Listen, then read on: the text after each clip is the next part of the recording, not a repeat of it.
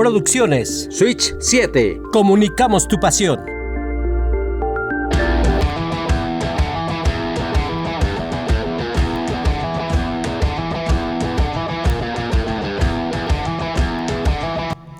Hola a todos amigos, bienvenidos a Maníacos, este tercer episodio que además en una semana realmente caliente tenemos muchas cosas por las cuales conversar y repasar. Su humilde servidora Natalia Rivera aquí presente bien acompañada además, con mis compañeros de la fecha y de siempre. Por un lado, Iker Gamba. Iker, ¿cómo te encuentras en esta semana que de verdad... demasiado. Sí, Nat, primero que nada, un gusto saludarlos a los dos. Qué bueno que ya estamos los tres juntos para este tercer episodio, para una cartelera como lo es UFC 319. Muy emocionado. Y bueno, también nuestro segundo partner de la fecha y de siempre, Diego Lecanda. ¿Cómo estás, Diego? Efectivamente, UFC 319, semana llena de noticias. Nos tienen, pero con los pelos de punta, sobre todo a ti. Se pusieron de punta, me los jalé y aquí me tienen, ¿no? No, bien, pero como dicen, creo que no solamente la cartelera, también las noticias de esta semana creo que están dando para mucho, hay mucha especulación, también qué tanto afecta lo que sabemos aquí bueno, no solamente en México, sino en el resto del mundo, que el nuevo deal, así que mucho de qué hablar. Y justamente vamos a eso, ¿no? Vamos al grano. Se firmó, se oficializó este deal, ya está completamente cerrado esta contratación de derechos de CBS y Paramount para la zona de Estados Unidos. Hasta el momento todavía no hay noticias con respecto a nivel regional en el resto del mundo. Sin embargo, UFC tendrá nueva casa y será CBS Paramount, y además con una dinámica muy nueva, porque ahora por una suscripción, ¿no?, ya sea la regular o la premium, vas a tener acceso a absolutamente todos los productos de la UFC, incluyendo pay-per-views, y con esto, Iker, se rompe este modelo de pay-per-views. Sí, la verdad es que ya lo teníamos anticipado, creo desde el principio de año, que se hablaba de Netflix con lo que vimos de la WWE, pero yo no me lo esperaba ahorita, ¿no? El anuncio fue muy repentino. No hubo previo aviso y además por una cifra que supera 7 veces la cifra anterior que tenía la UFC con ESPN. Entonces creo que es un gran avance para el deporte y ojalá también lo sea para los atletas. Creo que eso es lo más importante. Y Diego, además algo que fue interesante, ¿no?, que se comentó, Ariel Helwani, sabemos que es un periodista que no todo el mundo aprecia, sin embargo, yo sí aprecio en ciertos aspectos porque se atreve a decir cosas que mucha gente no dice, ¿no? Y mencionó que, como bien ya decía Iker, que este deal se armó en los últimos 2 días, o sea, hablando de, mejor dicho, desde el jueves y viernes de la semana pasada, y ya se completamente cerró a inicios de esta semana. ¿Qué habrá pasado? No, nadie sabe nada. No, nadie sabe nada y no sé si sepamos, pero tampoco son prácticas raras con la UFC. En su momento, cuando terminaron cerrando contrato con Fox, en su momento, los rumores eran que iban a cerrar contrato con ESPN y demás, y de repente fue, no, nos quedamos con Fox, ¿no? Entonces, no sé si son tácticas de negociación, a lo mejor son tácticas para saber qué información se está manejando dentro de la empresa y si alguien está sacando información, no sé, ¿no? Pero no es la primera vez que lo hacen. Muchos cambios, o sea, podemos verlo por el lado de los peleadores, de los fans, de simplemente de cómo están adaptándose como una empresa a innovar, ¿no? A innovar y más, Sí. O sea, la verdad es que creo que la piratería tiene mucho que ver con esto. Uh-huh. Y qué bueno, porque se trata de acomodarse, de decir, ok, esto es lo que los fans quieren. Y como dices, es un deal muy grande y además, por lo que entiendo, CBS, si ahorita lo compraran, costaría $6.5 mil millones. Entonces, el deal que están haciendo es mucho más grande de lo que vale la misma empresa. Entonces, le están apostando a ese crecimiento. Obviamente, estos 7.7 son a lo largo de 7 años, ¿no? Uh-huh. Estamos hablando de 1,100 millones al año, que es muchísimo, Claro. pero bueno, no, o sea, estamos viendo como la apuesta que es para CBS, entrarle al tema de la UFC. Bueno, aparentemente lo que pasó es que hubo una expansión de parte de CBS, ¿no? Hubo un tema de compra ya de la compañía de streaming y esto ha pues repercutido directamente en la decisión de soltar tanto dinero, ¿no? Porque es una brutalidad, o sea, ni Los Simpsons, ni no me acuerdo qué otra serie han sido pagadas de manera tan estrepitosa, ¿no? Por Paramount, así que queda nada más esperar qué va a pasar para el resto del mundo. Igual vamos a desarrollar cómo va este tema ya hacia el final del programa, porque queremos debatir un poco acerca de si esto nos conviene a los fans o realmente no, ¿no? Que eso es algo polémico también. No debería decirlo, yo sí uso Streamist, Crack Streams, todos los sitios, ¿no? Para ver las peleas en streaming, porque hay veces que justo adquirir el pay-per-view aquí en México en particular es complicado. Sí. Y justo lo que decías es muy importante, hay que considerar que este deal solo es exclusivo para Estados Unidos. Creo que también eso es algo de lo que vamos a hablar más adelante, pero que definitivamente pone en riesgo también, por ejemplo, la plataforma, el UFC Fight Pass. A mí me interesa mucho ver qué va a hacer la UFC con eso, porque ahora teniendo el contenido en tantas plataformas, quizás haya suscriptores que pues acaben yéndose a Paramount, ¿no? También por el costo. Sí, eso va a ser interesante, pero quédense ahí porque se viene el verdadero debate, el mero mero. Ya soy ya medio mexicana, cada vez más mexicana. Pero vamos con otra noticia muy interesante también, porque tenemos Contender Series, ya empieza esta semana, bueno, empezó ya esta semana, y tenemos representación mexicana, latinoamericana, también hay un chileno, pero pues hablemos de los mexicanos. Tenemos a Cristian Púas Pérez, quien llega con un tremendo récord, 13-1, está brutal, se enfrenta a Manuel Sousa de Brasil, 28 años, Ramiro Jiménez, que tiene también un récord invicto de 10 victorias, se enfrenta a Tommy Cuosi, el estadounidense de 25 años, también invicto, realmente está increíble esto, 8 victorias para él. Regina Tarín, también otro prospecto del cual hemos hablado a nivel femenil, invicta con 6 victorias, se enfrenta a Jaisla Chávez, invicta con 5 victorias, y del que vamos a hablar el día de hoy, Brian Surcher, ¿es así? Sí. Brian Surcher, que está invicto con 9 victorias, 5 de sus victorias en PFL, y se enfrenta a Magomedov. Tú lo conoces bien, Iker, cuéntanos un poquito acerca de este talento que promete muchísimo y está brutal todos los récords con los que los mexicanos están llegando a este contender. Sí, según yo, si no me equivoco, entre esos 4 peleadores hay una derrota. Solo una. Claro, Entonces sí. tenemos 3 peleadores invictos, uno con solo una derrota, que además fue una decisión. Ninguno de ellos ha sufrido una finalización. Son prospectos jóvenes que han sido campeones en otras promotoras. El caso de Púas y Ramiro, Combate Global, Regina en Budocento. Y si no me equivoco, Surcher no ha sido campeón, pero está en la liga más prestigiosa en cuanto a temas internacionales como lo es PFL. En una categoría como lo son las 145 libras, entrena con Khabib en Dagestán ahorita. Él se aplicó la de 2-3 years to Dagestan and forget.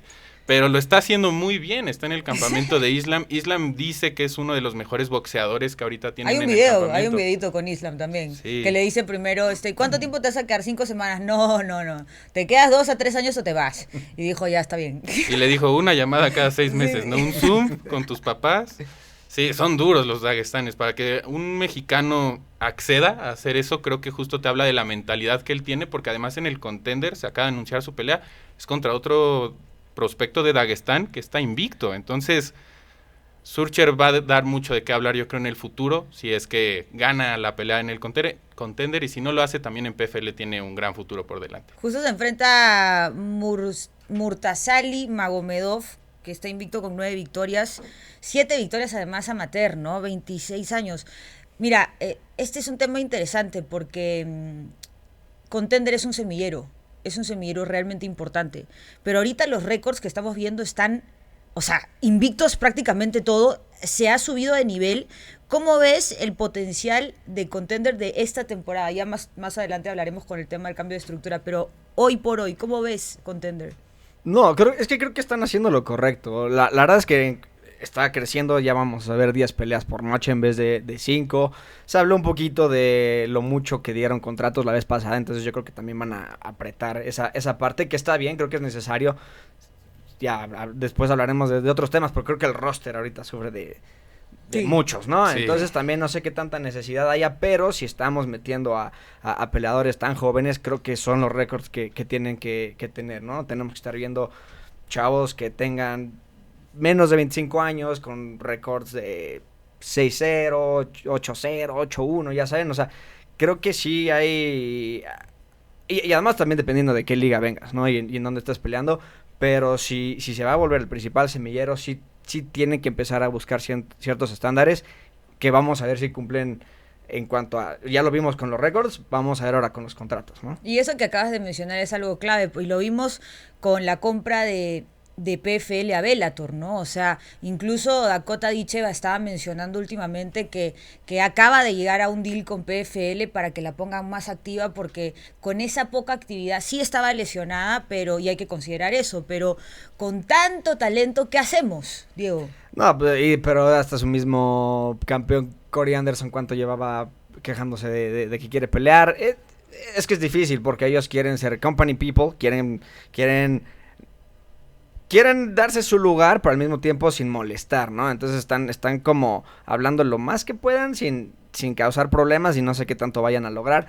Y sobre todo Dakota Ditcheva, ¿no? O sea, creo que ahorita está en un momento en donde pudo haber conseguido una mejor plataforma y crecer su nombre y su carrera, si es lo que le importa, pero también nada malo con estar en PFL, ¿no? Bueno, le están pagando muchísimo igual, ¿eh? Sí, y tiene 26 nada y más. invicta. Este es como su entrenamiento amateur, ¿no? Está llevando su carrera un poquito. Y lo vimos con Adesanya y peleadores que también se tomaron su tiempo a pesar de Sí. todo el hype que había, ¿no? Claro. Entonces, pues también tampoco está mal. Incluso Y Pimblet, PFL. ¿no? Pimblet que en un ¿También? momento rechazó, ¿no? La oferta de UFC, pero es un tema. Y tomarse su tiempo es importante, porque Pimblet, Claro. si lo hubieran lanzado tan rápido, No. no estaría en pláticas de título, ¿no? Entonces, Correcto. sí. Bueno, pero UFC 319, amigos, va a estar picante, va a estar increíble. Voy a estar grabándome yo en vivo para ver mi reacción en lo que pase en la estelar. ¿Qué les parece si vamos de menos a más o de más a menos con la cartelera estelar? Ustedes dirán. Yo digo que de más a menos. A mí ¿no? también, a mí me chocan los que, para que se queden al final del programa, no. De una vez, Desde de una vez. ahorita. Bueno, sí. entonces hablemos de la cartelera estelar y específicamente de la pelea estelar, del título de peso mediano entre Dricus du Plessis, quien llega en más 185, ha estado variando un poquito, Entendible. y Khamzat Chimaev en menos 220. Amplio favorito en esta pelea. Sabemos que el campeón es Dricus du Plessis, que tiene amplia experiencia en esta división. Recordemos que Chimaev ha peleado en welter, ha peleado en mediano. Miren, yo creo que aquí lo más importante, porque los dos son dos peleadorazos con estilos diferentes, pero el factor cardio es lo más importante. Creo que ya sabemos, ¿no? Que Khamzat Chimaev es una bestia, es un animal absoluto en el primer round, es imparable, nunca ha perdido este asalto, pero ya lo vimos con Gilbert Burns en welter, y con Kamaru Usman en mediano. Además, un Kamaru Usman que entraba en corto aviso. Entonces, creo que sí es importantísimo. ¿Cómo la ven ustedes? Yo la verdad creo que va a ser la mejor pelea del año en términos de que nadie sabe qué va a pasar, ¿no? Quizás todos tenían el hype con Topuria Oliveira, pero todos en el fondo sabíamos que lo que sucedió podía suceder y sucedió, lamentablemente, ¿no? Creo que en esta pelea hay muchos escenarios que se puedan dar. Yo no descarto un knockout de Chimaev, yo no descarto una sumisión de Dricus y Khamzat se cansa. O sea, creo que todo puede pasar, se puede ir una decisión, ser una auténtica guerra. La verdad, para mí, este mes en particular, justo lo dije en el episodio pasado, pero es el mes del peso medio, ¿no? Anthony Hernández contra Roman Dolidze, esta pelea este fin, luego Cayo contra Nasruddin Imavov. La división se está moviendo muchísimo y esta pelea va a determinar, yo creo, quién se va a quedar en el tope por mucho tiempo, lo cual a mí me emociona bastante. ¿Tú cómo la ves, Diego? A mí me parece que ya, al menos yo llegué a un punto en el que ya no puedo dudar de Dricus du Plessis, por más que... Me encanta esa confianza. Es que, exacto, ya cuántas veces al menos yo he descontado a Dricus contra Robert o contra Adesanya y sigue probando una y otra vez que va a durar más y que va a querer más ganar la pelea. Entonces, creo que el análisis lo podemos hacer todos. Sabemos que el primer round, si no logra Chimaev finalizar a Dricus o hacer mucho daño como para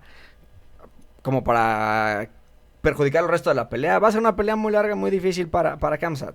Sí. Y mientras más añeja se vaya haciendo la pelea, pues mejor va siendo para Dricus. Creo que eso lo sabemos todos. El tema es cómo va a ser cada uno su juego, ¿no?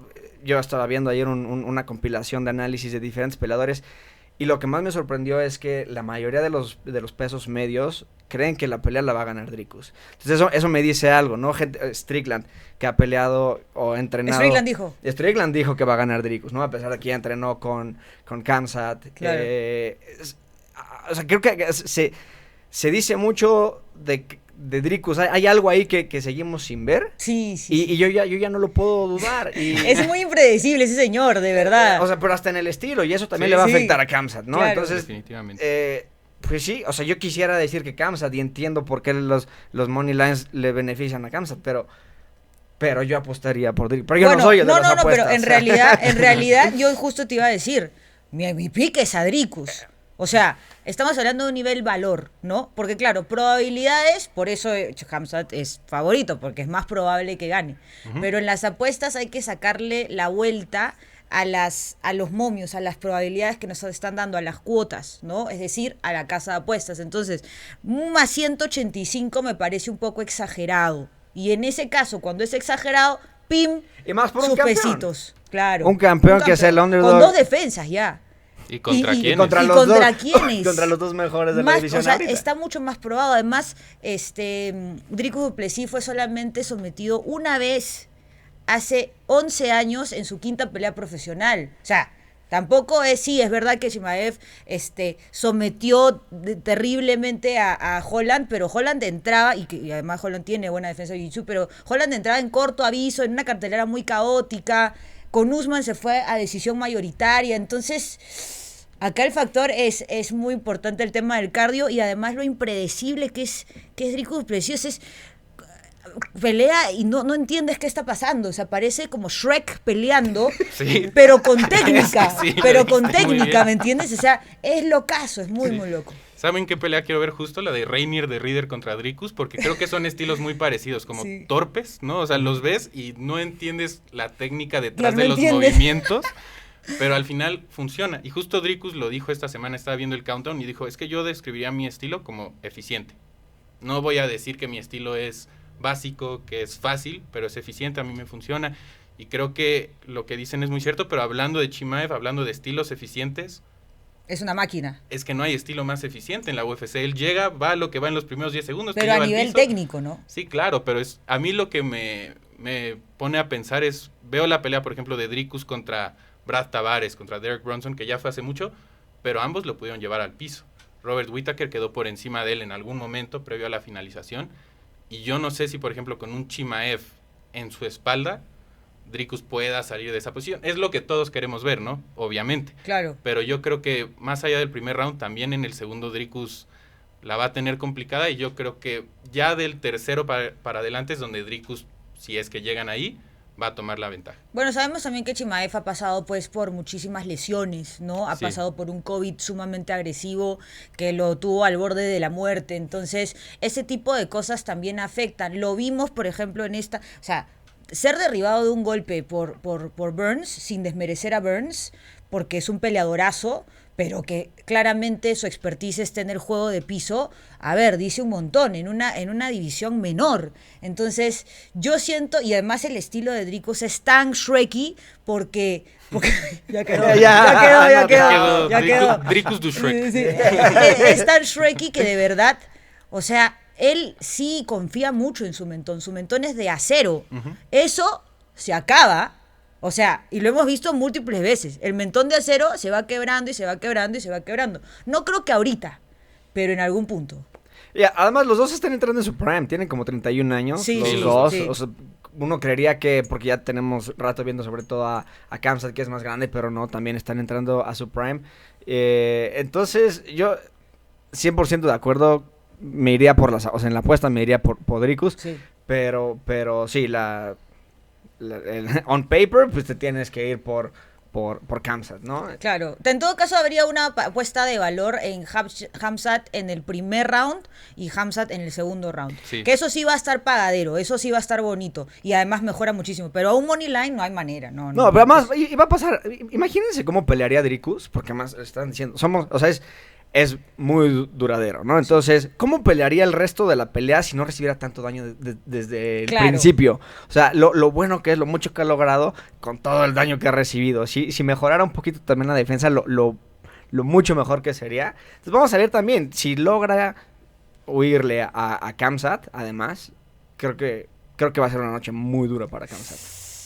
Qué buena pelea. Bueno, la vamos a ver el sábado y de verdad que yo voy a estar así con las palomitas, la michelada y los marisquitos, depende de la hora, ¿no? Progresivamente. Pero vamos entonces con la pelea coestelar, que también está muy interesante entre Lerone Murphy, quien llega en esta oportunidad, a pesar de su invicto de 16 victorias, como el underdog, contra un Aaron Pico, que llega en menos 170 y es el debutante. Esto no lo vemos muy a menudo, pero Pico es uno de los mejores luchadores que hay en el deporte, tiene múltiples galardones, también tiene un buen récord en MMA, no es tan sólido claramente como el de Lerone Murphy, pero pues ya tiene mucha experiencia en Bellator, su última pelea en PFL, sale de PFL justamente hablando del tema de los talentos y el roster a veces excesivo, pero bueno, tiene su shot en la UFC. ¿Cómo es esta pelea, Iker? Creo que el corto aviso para Lerone Murphy es algo que todos debemos respetar, ¿no? Porque justo está poniendo su invicto en juego. Sí. Cuando no tuvo ni siquiera que haber tomado la pelea. Es un debutante, es alguien que no le va a ofrecer mucho, aunque le gane más que el nombre, ¿no? La oportunidad está en un evento coestelar de un pay-per-view, pero creo que en el término de estilos, ¿no? En el clash que vamos a ver entre ambos, Aaron Pico sí merece ser el favorito por lo que dices, la lucha, y también hay que recordar su boxeo, su trayectoria amateur como boxeador, como Golden Glove, es impresionante. Debutó en MMA profesional casi saliendo de la prepa, ¿no? Y es que justamente es eso, lleva desde los 18 años de edad peleando contra los mejores del mundo, ahorita justo está entrando a su prime y le llega esta oportunidad. Con eso dicho, creo que Lerone Murphy es un peleador muy técnico, con muy buenas patadas, muy completo, que le puede ofrecer varios problemas a Aaron Pico, pero si Aaron Pico cierra la distancia, yo creo que va a ser una noche corta. Va a ser bien complicado porque sabemos que tiene la lucha. Lerone Murphy fue derribado múltiples veces, me parece que 4 veces por Emmett. No lo mantuvo mucho tiempo en el piso, no hubo tanto control, se para rápido Murphy, creo que eso sería importante en esta batalla. Sí, pero también creo que Aaron Pico de repente sufre de el calor del momento, exacto, claro. no, más que del debut, del momento, y es cuando pierden, ¿no? Es cuando lo noquean. También Murphy no es tan el noqueador, es un poquito más de volumen.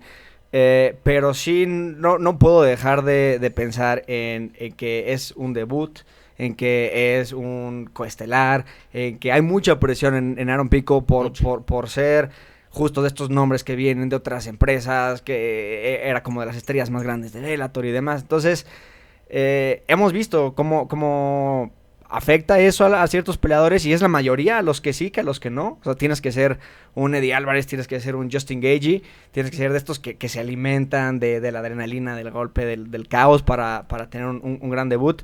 Pero si lo que quieres es seguir tu estrategia y estar pensando y estás consciente en todo lo que está pasando y a tu alrededor, creo que es en donde va a ser demasiado para Pico, y ojalá no, pero creo que es lo que tiene enfrente, y tiene más por perder también.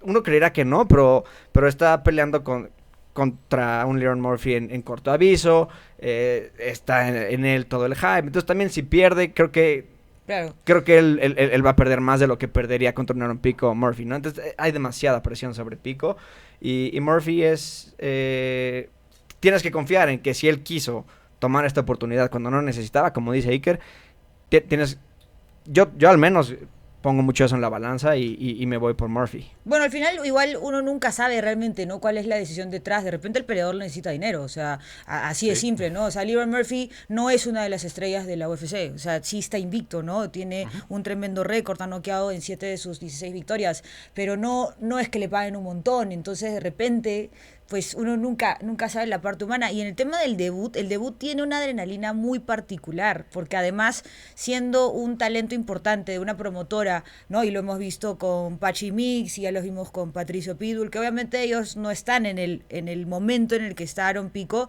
pero ya tiene 28 años, tampoco es chiquito, o sea, tampoco tiene 25, 24, que todavía le queda un tiempo. Entonces sí, puede haber un sentido de urgencia. Ahora, el tema de Murphy es que ha ido a decisión en sus últimas 5 peleas, tiene ventaja del striking y Aaron Pico ha sido noqueado en 3 de sus 4 victorias. Así que si se pone muy brawler, eso podría no jugarle a favor. Sí, creo que Leroy Murphy me recuerda un poco a Leon Edwards, ¿no? En su juego. Y también el hecho de que es inglés no le ayuda mucho a su causa, pero sí es un peleador muy técnico que usa mucho el manejo de la distancia, el movimiento de pies para circular y alejarse de la reja, y eso le va a ayudar contra Aaron Pico, pero también lo que decíamos, la lucha de Aaron Pico, si lo presiona, si llega a ir por las 2 piernas, si lo presiona contra la reja, ahí yo no creo que Leroy Murphy tenga mucho éxito. ¿Por qué? Porque justo de las últimas peleas que le hemos visto, una de ellas fue con Dan Ige, que Dan Ige la verdad no tiene muy buena lucha, y Dan Ige lo pudo llevar al piso, lo pudo conectar también a Leroy Murphy y lo lastimó. Entonces, yo creo que va a ser una muy buena pelea, pero creo que va a ser un tema de detalles, ¿no? Si Aaron Pico logra cerrar la distancia, es su pelea para ganar, pero si Leroy Murphy logra adoptar su estrategia, va a ser una pelea sencilla para él en el manejo de la distancia, por lo que también dice Diego. Se ha visto Pico muchas veces frustrado, ¿no? Con estos momentos grandes donde trata de salirte a matar y justo ahí se sobreextiende o comete errores.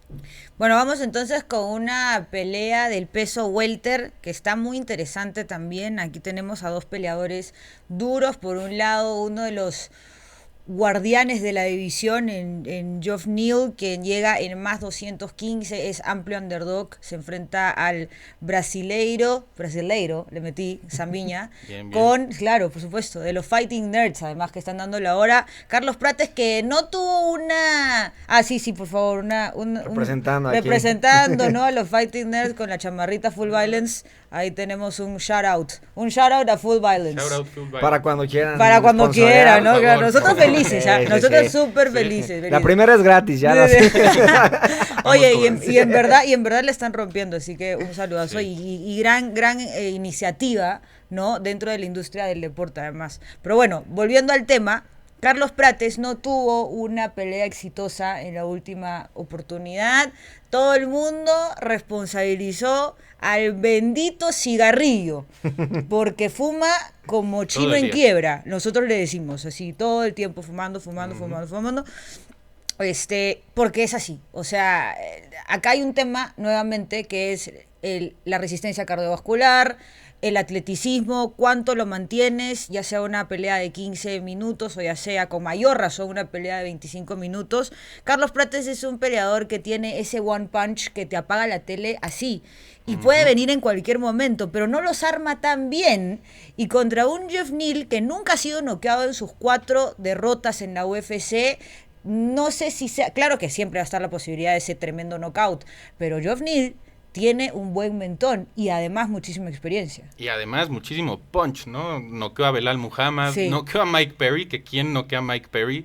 Geoff Neal noqueó a Vicente Luque, el knockout que provocó que la carrera de Luque se viniera en picada, ¿no? Después de la hemorragia cerebral que contuvo Luque después del knockout.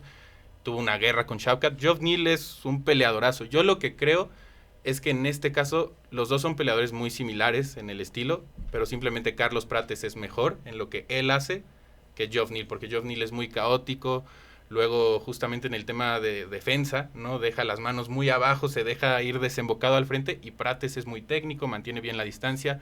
Sabemos que todos los Fighting Nerds ahorita están en campamento, entonces creo que eso también va a ser algo que va a motivar a Carlos Prates a mejorar y a aprender de la experiencia que fue su pelea pasada con Ian Gary.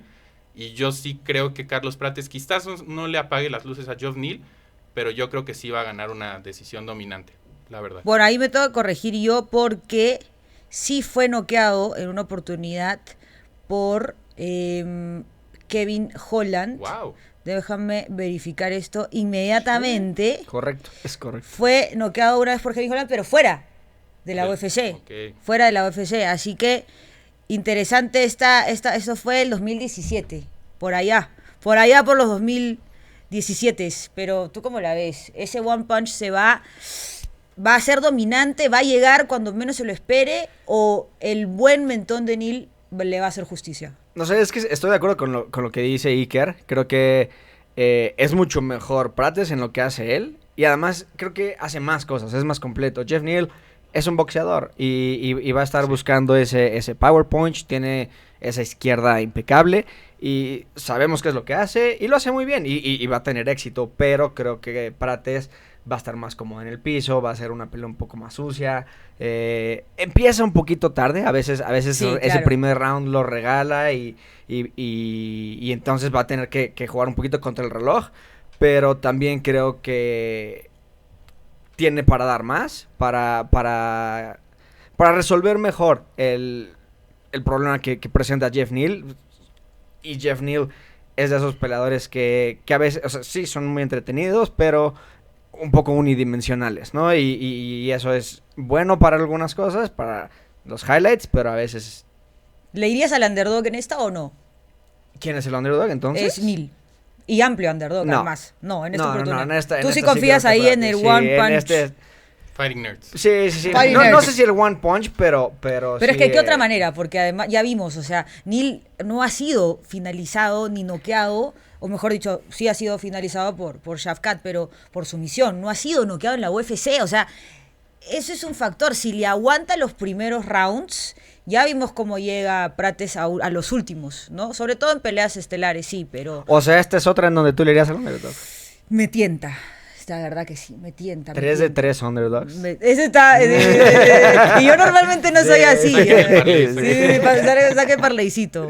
Bueno, entonces tú sí le irías al underdog, Iker, o. No, yo creo tú que Geoff fighting? Neal, sí. Yo creo que Geoff Neal es un peleador espectacular y tiene la chance de noquearlo en el primer round. ¿Por qué? Porque en todas sus peleas que yo he visto desde que llegó a la UFC, su primer round es Brutal. espectacular, ¿no? Geoff Neal es de los peleadores más explosivos que hay.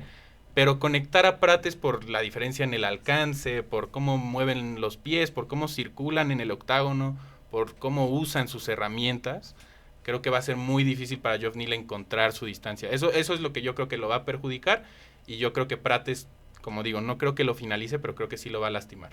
Interesante, muy interesante. Bueno, es una pelea de 3 rounds, así que pues eliminamos ese factor, ¿no? De irnos a un alargue de 25 minutos, ¿no? Así que pues es muy interesante esta pelea, igual va a estar bien, eso sí me encanta porque va Es a el garantizar People's Main acción. Event para muchas Sí. personas, la verdad. Tranquilamente un Fight Night, pues, ¿no? Ah, por Pero ya supuesto. cambia la dinámica con los 5 rounds. Yo creo que ahorita mejor a Sí. Prates lo vamos a Prates, cuidar un sí, poquito. sí, Sí. Pero bueno, vamos con la siguiente peleón también entre Jared Cannonier y Michael MVP Page.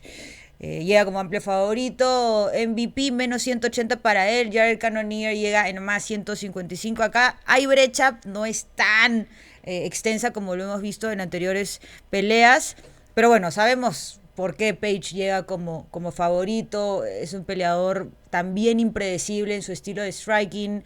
Ya hemos visto que tiene ciertas deficiencias, pero se enfrenta a otro striker en Jared Cannonier que definitivamente carga muchísimo poder, a pesar de sus 40 o 41 años, ya me parece. 42 en Sí, una como de esas. 42, ya. Pero sigue. BKFC. Exacto. No, tampoco tanto, pero sigue vigente, ¿no? Sigue Sí, vigente sí, a pesar de la edad, como vimos a Angela Hill también, otra peleadoraza, ya más de 40, se va por los 41 y siguen vigentes. Jared Cannonier es uno de ellos y se enfrenta a un Michael Venom Page que es ya un veterano también, o sea, no tiene muchas peleas en la UFC, pero tiene una amplia carrera, no es el más joven, pero ¿cómo ves? Porque acá lo más importante yo creo que serán las fintas de Page. Sin duda, estoy completamente de acuerdo contigo porque Cannonier aparte es un peleador muy agresivo y Michael Venom Page es todo lo contrario, él es muy paciente, muy calmo, nada de volumen, ¿no? Es casi como ver un match de karate, verlo en el octágono. Sí. Él está acumulando puntos. Constantemente le está evitando que tú le pegues y él te toca, sale, ¿no? Y rara vez busca la finalización. Creo que no va a tomar ese riesgo con Cannonier además por las patadas bajas que tiene Cannonier, ¿no? Creo que ahí puede estar la clave para Jared de quitarle la movilidad a Michael Venom Page, pero sí creo que Michael Venom Page en esta etapa de ambos en sus carreras es más rápido, es más técnico y es mejor de pie, la verdad, que Jared Cannonier. Creo que Cannonier va a tener que usar su experiencia, quizás recurrir a la lucha y cerrarle la distancia. Es una pelea sucia contra Michael Venom Page para poder ganarle, porque si juegan a la distancia, creo que es una pelea muy clara para Michael Venom Page. Y igual, por ejemplo, a Cannonier lo hemos visto aguantar daño, ¿no? Como en su última pelea contra Gregory Rodríguez, contra Robocop. O sea, lo dañó, pero le aguantó. Ahí hablábamos del tema de la vigencia y el mentón, y cuándo se quiebra y cuándo todavía sigue vivo. Yo creo que el de Cannonier todavía sigue vivo, pero acá no es un tema de poder contra poder, y es lo que hablábamos, ¿no? Lo que mencionaba Iker, el tema de pelear desde afuera. No se le va a poner frente a frente, no hay manera, pero ¿cómo la ves? Acá yo creo que sí queda un poco claro, ¿no? En tema de estilos. Y además también el tema es que es en peso medio. Y yo no sé cuánto vaya a tener que cortar Vernon Page. O sea, la velocidad sí va a ser un gran factor, no solamente ya por la edad que lo mencionamos, sino también porque pues Vernon Page casi toda su carrera la hizo en welter. Entonces ahora está subiendo, se va a sentir, yo creo que el poder, perdón, yo creo que el poder ahí sigue. Eso O, es clave, o hasta gana un poco más de poder. Y la velocidad ahí está, porque por el tipo de cuerpo que tiene, tampoco es como que tiene mucha masa. Y el estilo que tiene necesita tener esa agilidad que sigue manteniendo. Entonces, como dices, Iker, todo depende de que Cannonier no sobreextienda, no se aloque, porque es con el tipo de peleadores con los que Vernon Page ha logrado ese highlight reel que tiene, ¿no? Y como dices, Nat, vimos a Jared Cannonier sostener muchísimo daño. Salió con la victoria esa pelea, pero también vamos a ver cómo regresa, ¿no? Y claro, más a los 42 años empieza a acumularse. Y es una división en donde la edad perdona un poquito, pero no cuando vienes contra alguien como Vernon Page. Entonces, también los momios, no sé. ¿Cuál te gusta? ¿Cuál le dirías? Es que el poder también ahí está. El poder está. De Cannonier. Y, claro, y dicen que es lo que nunca se va. Y MVP recibe daño. MVP sí, a pesar de que su estilo es la evasión, se come unos cuantos con tal de contestarlo, ¿no? Entonces, no sé. Y el único knockout que tiene es ese contra Douglas Lima. Obviamente fue en una posición ahí incómoda, pero bueno, puede ser noqueado, ¿no? Ya está ese precedente.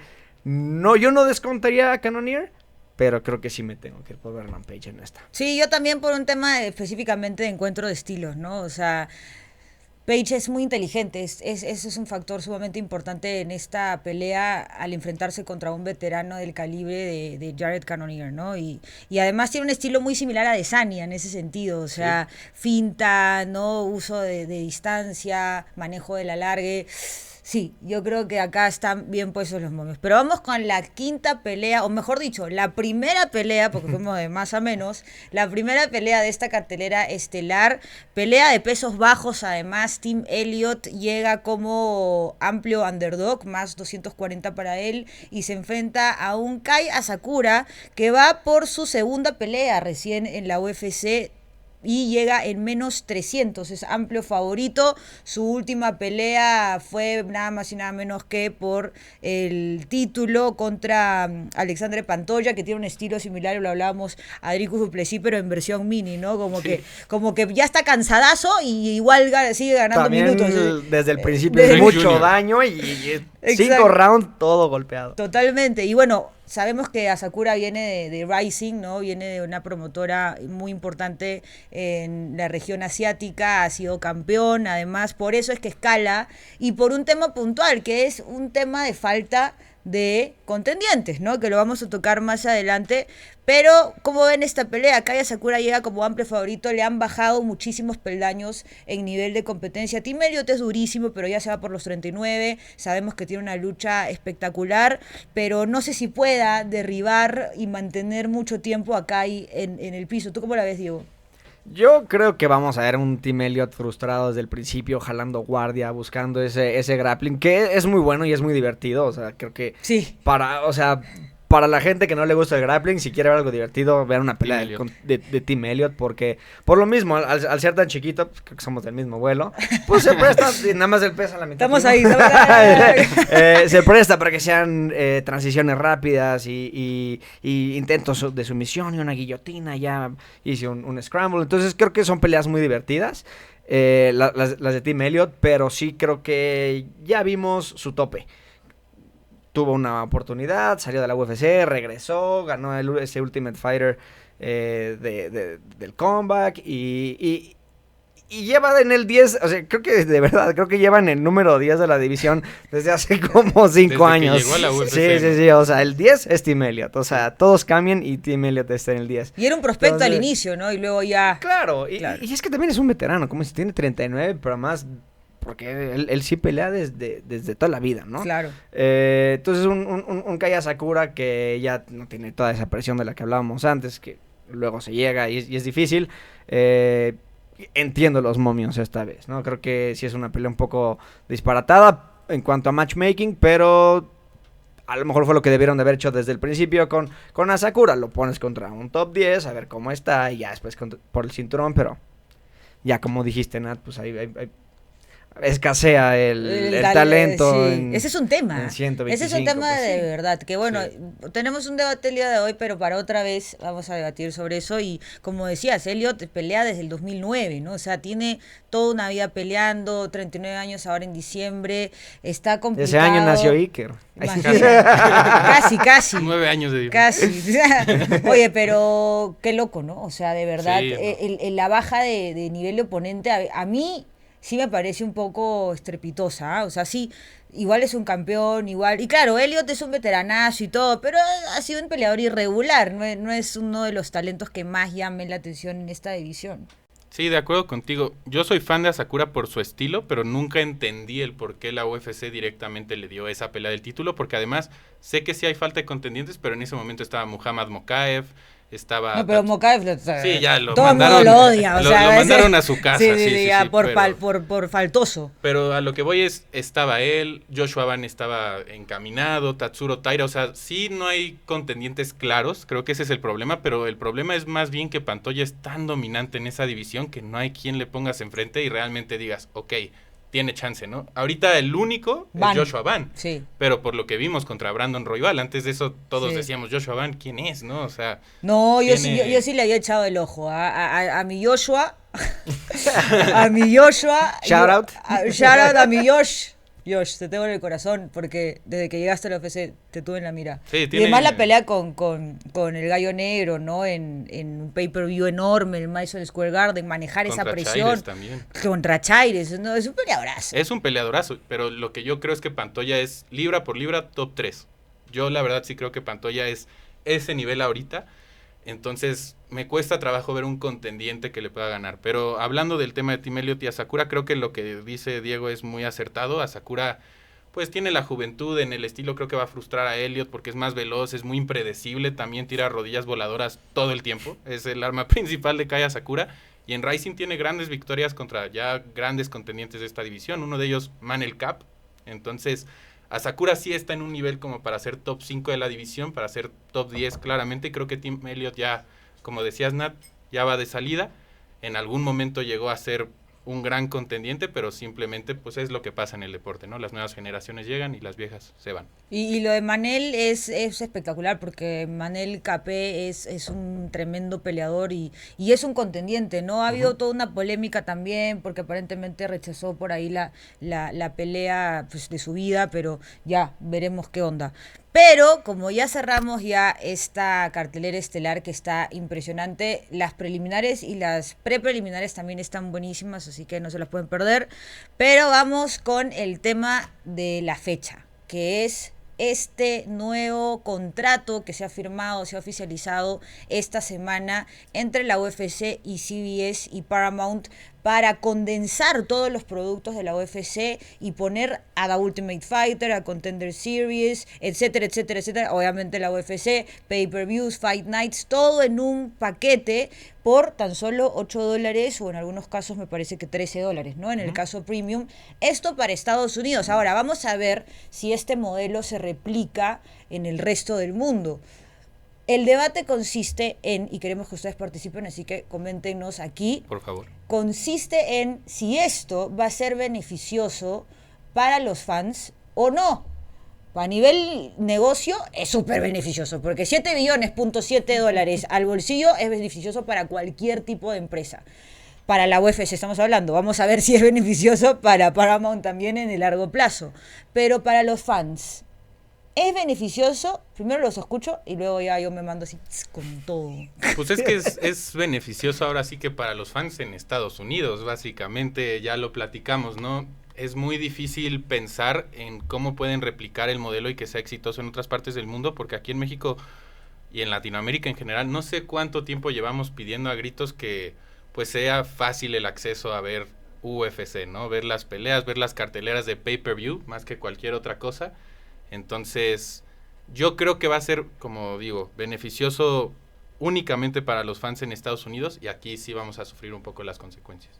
Pero justamente hablando claro, todavía hay noticias que estamos esperando, sobre todo en esta parte de la región, ¿no? Que es, pues, obviamente nosotros estamos en Latinoamérica, tanto México, Norteamérica, Centroamérica, Sudamérica, que además tenemos diferentes modelos. En Sudamérica lo vemos de una manera, en México se ve de otra manera, Centroamérica creo que tiene alguno de estos dos. Bueno, está obviamente pues Rusia, que es un mercado enorme, Europa, que es gigante, también Asia. Entonces, hablando de lo que ya sabemos, que es el mercado estadounidense, que para bien o para mal nuestro, es el mercado más importante. O sea, la gran cantidad de población consumidora de UFC es Estados Unidos, y para UFC siempre va a ser más importante Estados Unidos que cualquier otro país. Y se entiende. Para ellos, ¿cómo lo ves? ¿Es beneficioso o es perjudicial? O sea, obviamente para el consumidor de pay-per-view es muy beneficioso, porque si hacías la suma de pagar cada pay-per-view, más el ESPN, más si necesitabas también Fight Pass por cualquier cosa, era mucho dinero para consumir todo lo que te daba la UFC. Ahorita por 8 o 13 con el Premium en Paramount, que tengas todo, es buenísimo. Pero además también CBS es una televisora de televisión abierta en Estados Unidos, lo que significa que varios de estos eventos van a estar en la tele gratis. Claro. O sea, ya ni siquiera tienes que tener cable, ya no, la tele, te compras una tele, la conectas y puedes ver la UFC en CBS. Entonces, eso es como un poco a lo que le están apostando. Ahora, al abandonar el pay-per-view, tienes que empezar. Ustedes que también han trabajado en tele, conocen cómo funciona. Todo se tiene que adaptar a la transmisión. Al no ser un pay-per-view, muy probablemente vayan a haber más comerciales, muy probablemente a lo mejor el ritmo vaya a cambiar, a lo mejor ya hay algunos walkouts que nos perdamos porque van a tener que meter aire, o sea, puede cambiar un poquito el evento, puede cambiar la transmisión por esto, ¿no? Eso es como donde más nos afectaría al resto del mundo, pero esto es algo que beneficia al consumidor americano principalmente, y les está ahorrando muchísimo dinero y les está facilitando además el acceso, porque más ESPN es una aplicación que todo el mundo siempre se quejó que crasheaba durante los pagos por evento, y Paramount pues es una aplicación de entretenimiento, ¿no? Ya tienen toda esta infraestructura que también beneficia al consumidor. Creo que esto es para quien mejor es en realidad, aparte de la UFC por el dinero, es para los fans. No, para los peleadores no sé, pero para los fans 100%. Bueno, ese tema que acabas de tocar del tema peleadores sí es un factor importante, ¿no? Mira, yo con respecto a este tema, voy a cerrar mi tablet porque de verdad que es un temón. Es un temón. Primero que nada, el tema pay-per-views. Para tú levantar pay-per-views tienes que tener estrellas. Tuvimos en su momento a McGregor. Tuvimos en su momento a Brock Lesnar. Tuvimos a nombres que han sido realmente relevantes y que han llamado la atención de todo el mundo, que hoy por hoy no estamos viendo. Ilia Topuria sí es una estrella en España. En el mundo también. Creo que ya ha llegado a un nivel en el que sí está siendo de renombre. Sigue no siendo un McGregor, porque es la verdad. Imposible. Tenemos un Pimblet que también es muy interesante, que tiene no solo a Inglaterra, sino incluso lo vimos en su última pelea a Estados Unidos, peleando contra Chandler, o sea, es también, pero no tenemos una cantidad de estrellas que realmente justifiquen $80 por un evento de 6 horas, ¿no? Combinado a que la gente cada vez tiene más gastos y su salario es menor. Entonces tampoco podemos darnos el lujo de estar pagando $80 por un pay-per-view. 3 horas, ni siquiera de 6 horas, de 3 horas. De 3 solamente pasa la mitad, claro, porque es la cartelera estelar. Exacto. Correcto. Entonces, ya de por sí, ese punto en específico es un puntazo a favor de la UFC, porque acerca mucho más el tema de la accesibilidad, ¿no? El acceso.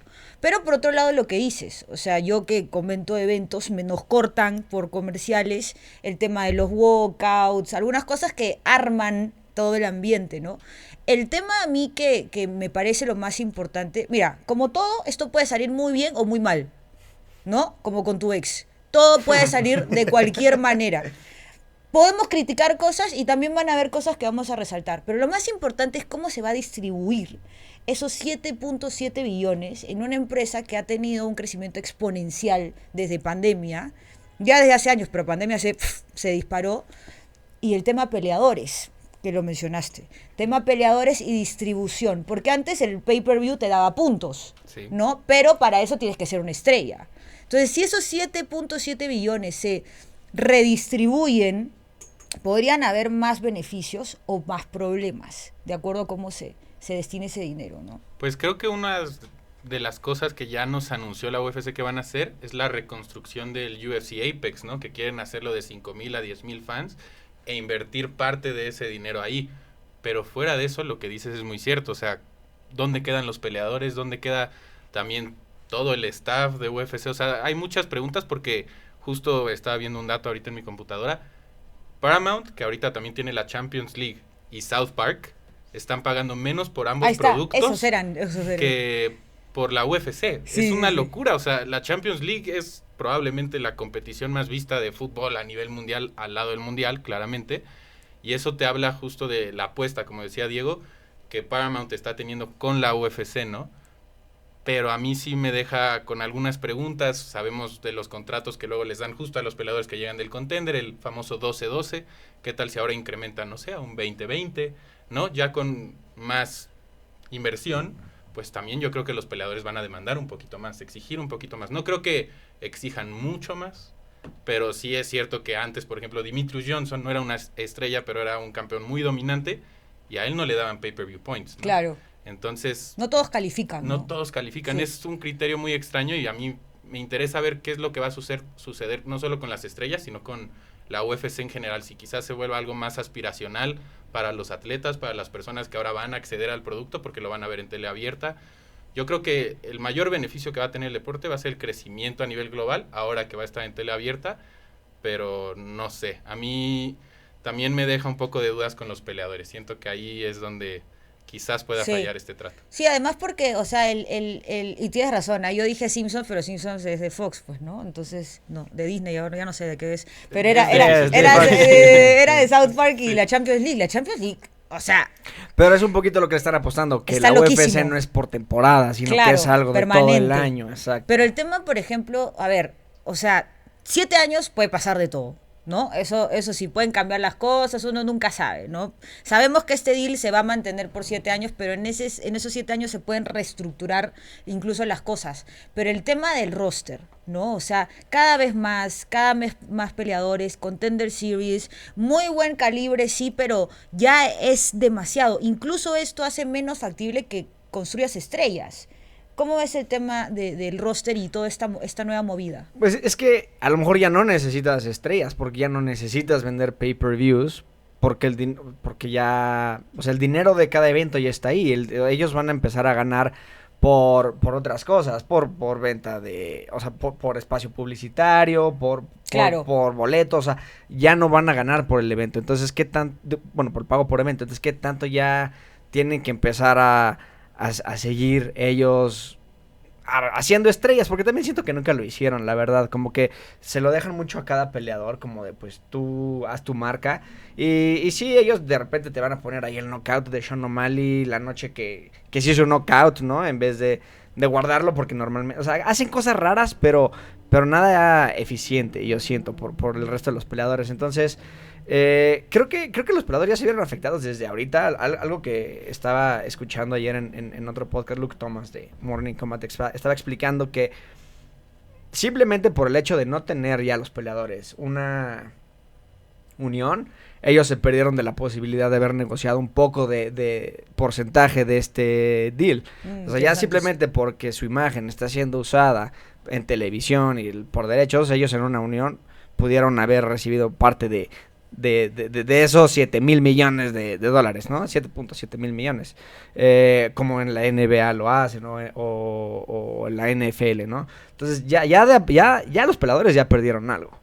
Ya qué tanto de aquí más puedan ganar, vamos a ver. Vamos a verlo. Por el momento es importante lo que mencionaste también del tema Apex, de que van a expandir de 5 a 10 mil espectadores, mejor dicho. ¿Espectadores o con X o con S? Espectadores. Espectadores. A mí que me encanta el uso de la palabra, me tengo que autocorregir, amigos. Pero 5 a 10K espectadores por fecha, eso va a estar fenomenal. Ya lo probaron con NXT de WWE, se vio muy bien. Así que bueno, hay cosas a favor y cosas en contra, pero los más importantes son ustedes, así que coméntenos aquí cuál es su opinión. No se olviden de seguir nuestras redes sociales, mma.maniacos, la más importante por supuesto. Pueden seguir a Iker como Iker Gamba, ¿no? @ Iker Gamba. Diego-Lecanda. Y en MMA Shock también, obviamente. MMA Shock y Natalia Rivera PE, así que ahí lo tienen. Pero por supuesto, la más importante, donde vamos a estar subiendo todos estos clips y mucha más información, mma.niacos, ¿no? Ahí está, maníacos. Bueno, eso ha sido todo, amigos. Un gustazo estar con ustedes en este tercer episodio y quédense ahí en YouTube y todas las redes sociales porque se viene mucho más aquí en Maníacos. Cuídense.